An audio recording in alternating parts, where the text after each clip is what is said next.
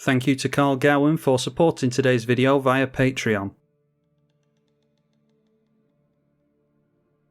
Ghired Conclave Exile versus Avacyn Angel of Hope, Brago King Eternal, and Lord Windgrace. Joined a game that said it was low to mid power and casual, so hopefully that will join up with this deck because I don't think it's particularly strong by Magic Online standards. So we'll keep that thanks to the fast mana. Hopefully be able to get into cultivates and things like that quite quickly with the Sol Ring. Well, first spell of the game is a main phase Enlightened Tutor for the Avacyn. And they went for Endless Horizons, so can strip their library of a bunch of planes and then put one into hand each turn.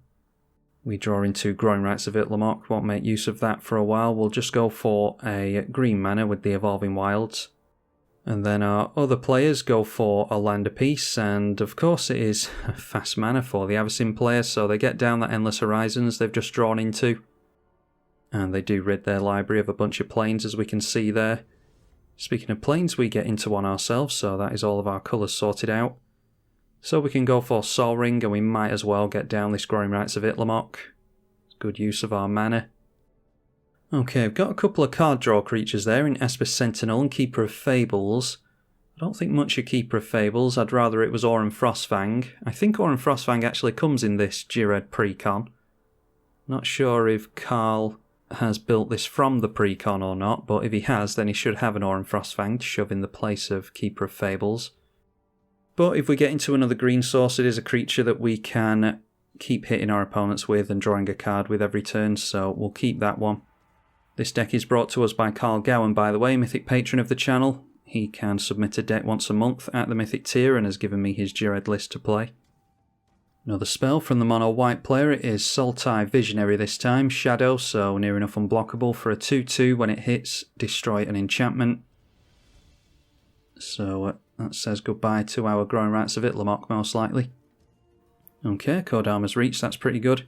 I think if the Brago player is going to counter anything, it should not be our Ghired, but let's see how good a player they are.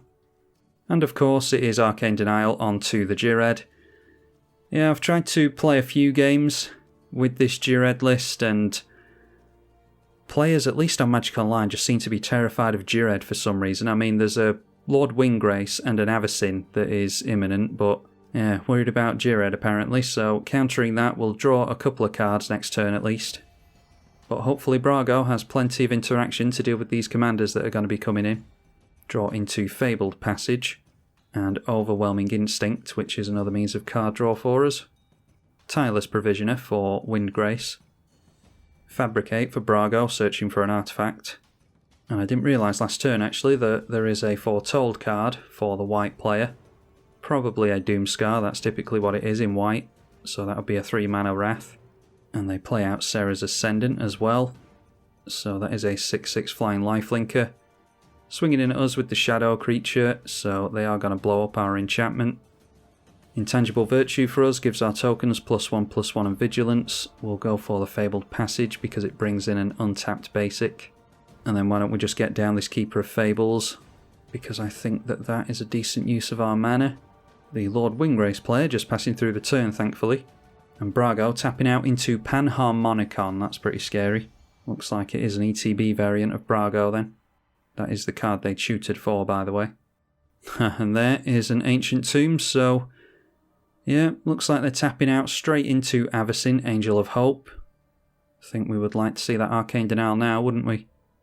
So in response, before it becomes indestructible, the Lord Windgrace player goes for Abrupt Decay onto the Serra Ascendant, so that's one less thing to worry about at least. And then as punishment, Lord Windgrace gets the Shadow creature. Doesn't have an enchantment to blow up though. We draw a Reclaim that we revealed before, so graveyard to top a library for a single card. So let's swing in at Brago, try and draw into a card here. We only ever get a single card from that thing, which is why I prefer the Aurum Frostfang. Play the Rogue's Passage, and let's try our commander again.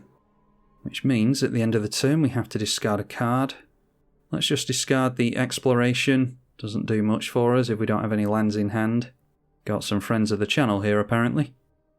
Well, there's a fetch for Lord Windgrace, so that will make some treasure tokens with the Tireless Provisioner. Really good card from one of the new sets. And then out comes the Lord Windgrace. They minus down on Lord Windgrace, getting the 2 fetches back, making more treasure tokens. And then cracking both of the fetches will make landfall once again, bringing in 2 untapped lands. And making use of that mana for a Kodama of the East Tree, so yeah, Ghired not looking so scary anymore, I don't think. Not that I'm bitter about it. Okay, Vanquish the Horde. I mean, I'm hoping they've got a means of dealing with the Lord Windgrace. Avacyn won't go down to that anyway. Yeah, I don't know. Maybe if they're scared of people swinging into them because they're wide open, but I think that's a bit early on the Vanquish the Horde, personally. Okay, but while that's on the stack, going for Path to Exile onto the Avacyn. So getting rid of all the creatures here, it does still leave the Lord Windgrace in play though. I think I would have left that at least another turn because you do want Avacyn to be swinging in at Lord Windgrace and dealing with that.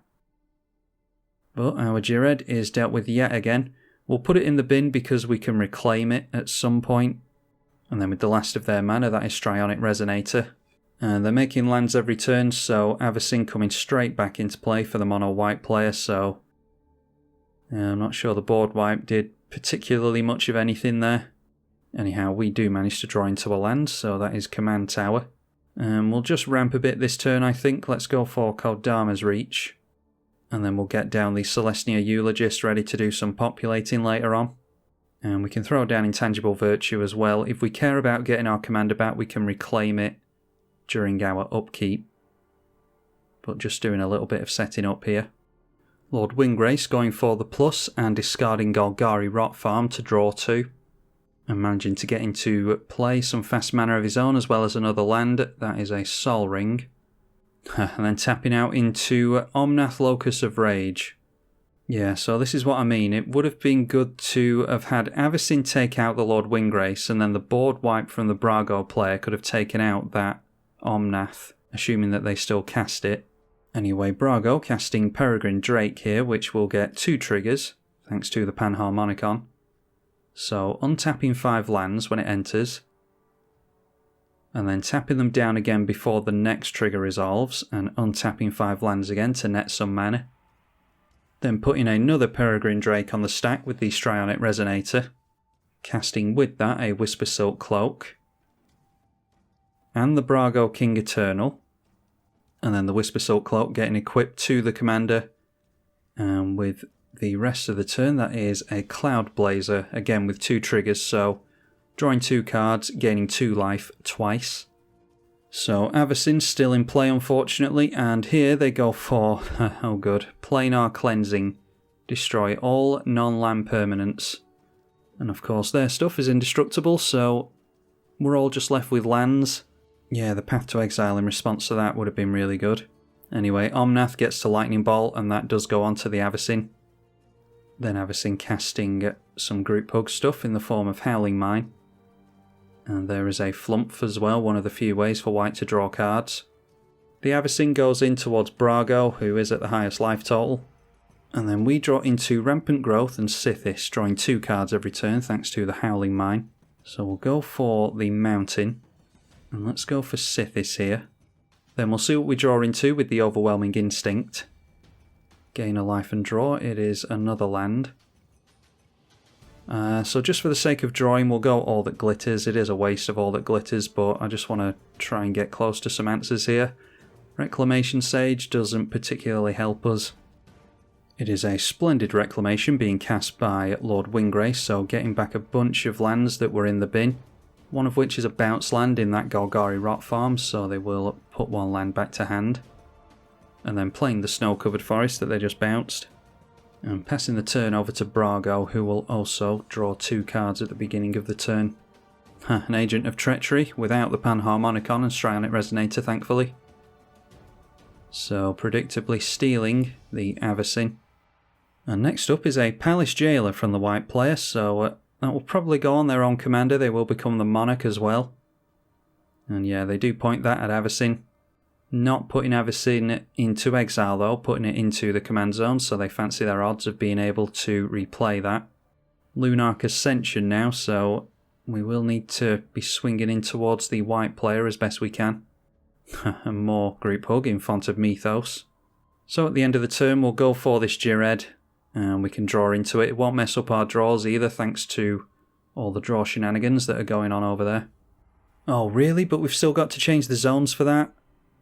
Oh, that's so annoying. So it hasn't gone on top of our library, it's gone back into the command zone of its own accord. Magic Online is so goofy. There's some things it asks you about, and then there's other things that it just does on its own. Oh, that's really annoying. So we've just added more command attacks to Ghired because of Magic Online. Oh well, we'll draw fresh cards at least. So Font of Mythos draws us 2. Getting to a Tutor and a Sterling Grove, another land from the Howling Mine as well. Yeah, not making the best draws. So I think it can be Rampaging Baloths here. And then we'll play a fetch. Worried about this Lunarch Ascension, to be honest. Let's crack the fetch. Make another beast. Wow, really? There's been some really weird targeting in this game. Beast within onto the Rampaging Baloths.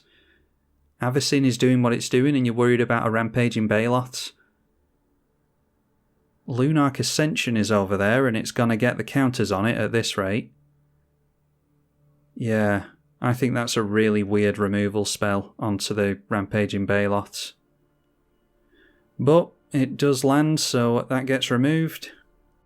And then I think, just to mess with my opponent's draw here, we'll go Reclamation Sage onto the Font of Mythos. I would put it onto the Lunarch Ascension, but if it takes Lunarch Ascension becoming active for the Avacyn player to actually draw some hate, then yeah, I think that's what we're going to have to do. We'll lead by example and turn these Sithis in towards the white player. They'll block with the Flumph, and they do. They'll draw a card there, but it gets it out of the way. So hopefully the other players can start to look at swinging in there themselves. So at the end of our turn, the first counter going on the Lunarch Ascension. Korvold Fakir's King for Lord Winggrace. And they sacrificed one of their lands to that. Then playing and cracking a Misty Rainforest. That will get them into a land as well as draw them a card. And then a Harrow, so sacrificing another land will draw them once again. And the sacrifice continues, that is Springbloom Druid this time. A sort of Harrow on legs. And no damage dealt to the Avacyn player, so Lunarch Ascension getting its second counter, it only needs 4 to start spitting out angels. And during the main phase, Cloud Shift going on to the Agent of Treachery, and they look to steal the Korvold Fakir's King. I think I would have saved that for Avacyn coming back out again, because Avacyn is a real pain to deal with. And then it is Lavinia of the 10th. So going to keep our creatures from swinging in, which makes the Lunarch Ascension even more dangerous. Although I think they were going to get all the counters on that anyway. Yeah, Avacyn casting the Doomscar straight away, so the Foretold card was Doomscar. 3 mana Wrath.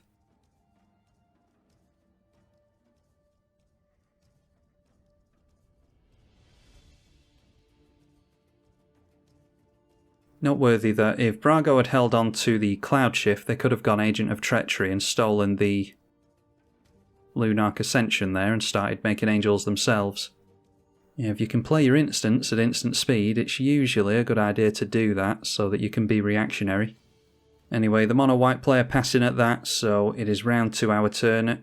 I am just going to play out the Ghired here and attempt to keep it in play. I bet there'll be yet another board wipe after this. We'll get down the tap land and pass. Okay, Lord Winggrace had his eye on the Lunarch Ascension that whole time apparently. The Assassin's Trophy going on to that before it gets its 4th counter. And it looks like Avacyn was holding up mana for that. It will be more command attacks paid into Avacyn though, because Assassin's Trophy can grab a land. And then during his turn it is Army in a Can, Avenger of Zendikar. Gets 11 plant tokens coming out with that.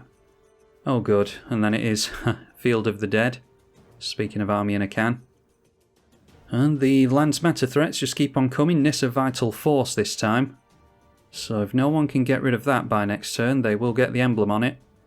+1 to untap a land and make it a big beater. Going in towards the Avacyn, because they have made that a 5-5. So knocking them down to 20, stealing the monarchy away from them as well. And this time for Brago it is Elite Guard Mage. 3 life and draw a card when it enters on a 2-3 flyer. And again, going for the instant speed stuff on his own turn, Restoration Angel. Coming into play during the main phase, strangely. You really want your opponents to be playing around your board state and then surprising them with stuff like that. Anyhow, they gain more life and draw another card at least. A Nick though, sneaking down for the mono white player. Not too much devotion to white, unfortunately. Huh, yeah. And this is pretty much the bane of Commander nowadays, I think. Yet another board wipe. It seems to be all that the format has devolved into, is just board wiping every few turns, and whoever manages to stick around the longest through all the board wipes tends to get ahead and win. Yeah, it's not my idea of fun, but it does seem to be the way the format's played nowadays, unfortunately. Getting the monarchy back now. After the board wipe, they go for Archon of the Coronation. We continue to draw multiple cards a turn, as does everyone else, thanks to the Howling Mind. It is Felidar Retreat and Reliquary Tower. Well, we'll go for the Felidar Retreat. We'll go for the Sterling Grove as well, gives all of our enchantment Shroud. And then Naya Panorama can get us multiple landfall a turn, so we'll go for the Panorama. Make a cat token with the enchantment. Crack the Panorama straight away. And that can bring in another land for us, make another cat. And we're just holding up the Eladamri's Call to tutor for a creature, I think. We can go for Sterling Grove if needs be as well. Haven't seen Austere Command from the mono white player yet. So it could be that the enchantments go down yet. Anyway, no one managed to do anything to Nissa, so she will get the emblem, and they have landfall draw for the rest of the game. One of the best planeswalkers in the format that is heavily underplayed. Playing out Oracle of Muldiah, so revealing the top card of their library to be Kessig Wolfram, which is a buff and trample onto a creature. Eternal Witness on the stack. They are going to fetch back, oh good, the Kodama of the East Tree. And then playing that Kessig Wolfram off the top, so that will trigger Field of the Dead. They will draw with Nissa. We can see that they're drawing into Mororg there. And now Nissa of Shadowed Buffs is on top. And that gives them enough mana apparently to cast Kodama of the East Tree. And then get to play another land for the turn. They had Prismatic Vista in hand apparently, so playing that will trigger the Kodama, so they can just play multiple lands here if they've got them available to them. Drawing into that Nissa off the top anyway, and great. Scapeshift revealed, so yeah, that could be really, really bad for us. Anyway, Lithoform Engine for Brago. Into Whirler Rogue. And the Lithoform Engine does copy the Whirler Rogue, so they'll get multiple Thopter tokens here. 4 in total. Scorched Ruins for Avacyn. Have to sacrifice a couple of basics to that. And then Avacyn coming into play, making all of their stuff indestructible again. And, yeah, what did I say? It's just the way the format's played now, and I genuinely couldn't think of anything more boring. Hour of Revelation, wiping everything apart from lands, and that obviously excludes all of Avacyn's stuff. So in response we'll go for Eladamri's Call, and we'll get to tutor up a creature. Yeah, missing haste in here really. If we're a creature-based deck, we desperately need haste to dodge all these board wipes. I'll just go for Terror of the Peaks, and hopefully we can get into some creatures and deal a bunch of damage with the Terror of the Peaks ETB. And the Brago player wanting to scoop it up here, I can't really say that I blame him in all honesty. Like I said, this was supposed to be a lower tier game. And then before we lose the Sterling Grove, we will tutor with that as well, and try and put a decent spell on top. Yeah, we'll just go for Mirari's Wake here, I think. Argument to be made for the Fiery Emancipation, but I just don't think we've got the mana for it. We'll go for the Anthem effect and the double mana with Mirari's Wake. And in response, the Prismatic Vista being triggered here. So they get a basic into play. That triggers Nissa for card draw, Field of the Dead for a zombie. Kodama, if they've got another land, they can play it. And they do have Gruul Turf. That's a bounce land, so they could infinitely get landfall here. Because they bounce the Gruul Turf to its own ability. And then Kodama triggers to the Field of the Dead. And the zombie enter in play. And yeah, they are putting the Gruul Turf in with Kodama, so every time Gruul Turf comes in, it gets a zombie token. That triggers the Field of the Dead, making a zombie, triggering Kodama again, and they can just bounce and replay the Gruul Turf over and over again for infinite card draw and infinite zombies here, which is what I assumed they were going to do at the end of our turn, but the board wipe kind of screws that plan up for them because they'll lose the Kodama. But yeah, could have done that at the end of my turn, made infinite zombies and swung in for lethal on everybody. Anyway, looks like they're giving up on the whole thing here. Maybe they've drawn into what they were looking for, so we can see the cards go by that they're drawing into there.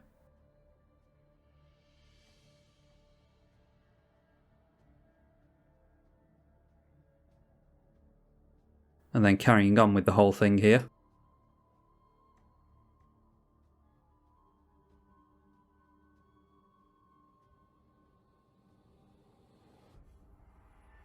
Alright, so eventually giving up with it, they have Ancient Green Warden on top. The whole board gets wiped, and Lord Windgrace ends up with a Cabal Coffers, a Strip Mine, Fabled Passage, and a couple of basics, leaving the Gruul Turf in hand.